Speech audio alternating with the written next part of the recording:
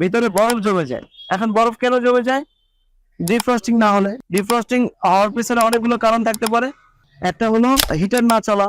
হিটারকে line কে দেয়? Bimetal অথবা cooling overload বলো, অনেকেই কুলিং ওভারলোড বলে, এটার নাম ডিফ্রস্ট থার্মোস্টেট অথবা কুলিং ওভারলোড অথবা বায়োমেটাল, যেভাবে বলো। এটা যদি সংযোগ না দেয় তাহলে হিটার লাইন পাবে? পাবে না। থার্মাল ফিউজ যদি লাইন না দেয় পাবে না। তোমার যে কোনো কারণেই ডিফ্রস্টিং নাও হতে পারে, যেমন টাইমারটা ঘুরে হিটারে নাও পড়তে পারে, ঠিক না? তাহলে সেই ক্ষেত্রে কি হবে? সেই ক্ষেত্রে টাইমারটা দেখতে হবে ঠিক আছে কিনা।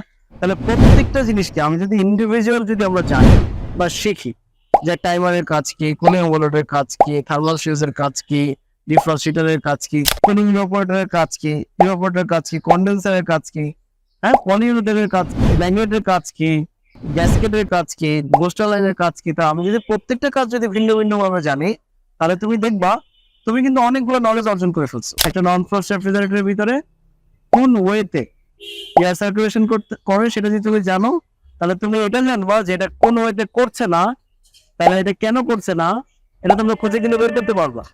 তাহলে এয়ার সার্কুলেশন ফ্রেশ ফুড কম্পার্টমেন্টটা যেভাবে করা হয় করে, ফ্রোজেন ফুড কম্পার্টমেন্টটা একই ওয়েতে করে, একদিক দিয়ে সাপ্লাই হয়, একদিক দিয়ে রিটার্ন চলে আসে। এখন আমরা দেখবো যে ইলেকট্রিক কানেকশন গুলো, সংযোগ গুলো, যে আমরা আমরা এটার ভিডিওতে, এই ভিডিওর ভিতরে আমরা পুরো চিত্রটাকে আমরা দেখাবো।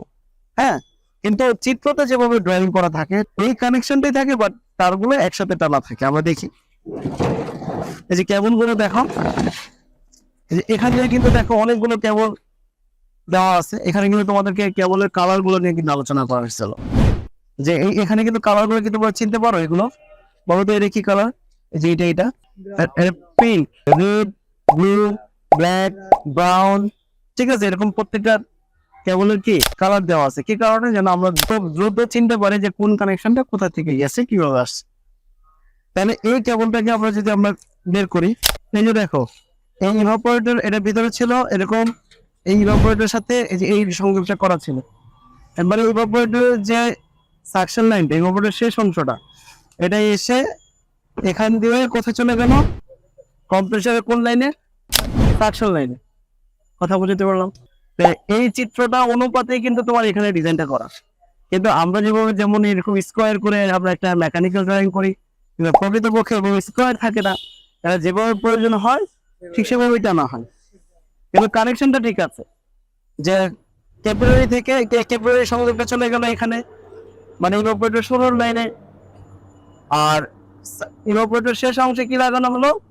সাকশন লাইনে। সাকশন লাইনটা চলে গেল কোথায়? কম্প্রেসারে।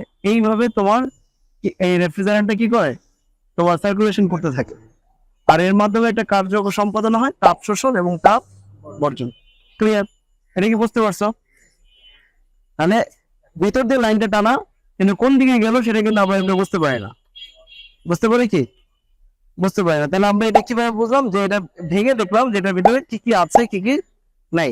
ক্যাপিলারি এরকমই, এই যে লম্বা, এই যে ক্যাপিলারি টিউবটা, এই যে দেখো সাকশন লাইনটা টানা। ক্লিয়ার? আর ইলেকট্রিক সংযোগটা বড় টানা। তাহলে আশা করি তোমরা এটা বুঝতে পারছো, তাই না? দক্ষ হয়ে বিদেশ যাব। We are from